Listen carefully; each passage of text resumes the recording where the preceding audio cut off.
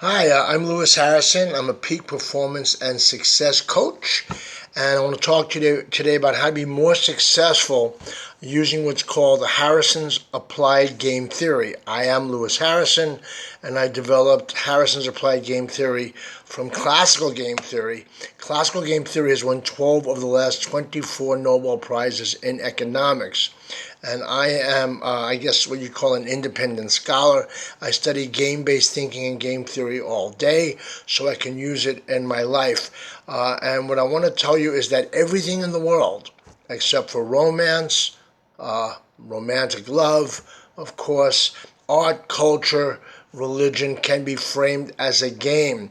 If you use apps or smart devices or you work with algorithms at all, what you're dealing with all the time is game-based thinking. When you go to a McDonald's and you buy a burger, and they press that little button on the cash register that has burger already written on that button, that is game-based thinking. So we are living in a digital world where almost everything is game-based, but many people don't even realize that they're living in a game-based world. And if you don't know how to maximize your potential using game-based thinking, you will suffer unnecessarily and fail at life more than ever before. So, here are the 6 basic ideas that will help you become successful. In life, you can take every game that exists and break it down into one of 6 categories. The first one would be a win-win game. What we're doing right now is a win-win game. I'm giving you information, you're watching it, hopefully you'll join my channel or go to my website at asklewis.com and see all the other blogs and things I have there. That's a win-win. So in life, the more evolved you are spiritually, the more aware you are, the more you're likely to play a win-win game. However, many people play win-lose games, and these are called zero-sum games, where someone has to win and someone has to lose. So these are 2 primary games, win-win games and win-lose games. A third type of game is called a complete information game. And a complete information game is a game where all the players or participants in a game or scenario have the same information. An example of this might be a chess or checkers. Or any game that involves information where everyone has access to the same information. So in the game of fake news, everybody has access to the same information for the most part. Some people may lie or make up stories or say that something is not a fact when you can prove that it is a fact. But that is a complete information game. It's called a complete information game. A fourth kind of game is called an incomplete information game. And this is where everybody does not have access to the same information. In global politics, spying, having secrets, government papers that nobody sees. In sports, soccer, everybody has access to the same rules, but you have no way of knowing what the game plan is of your opposing players.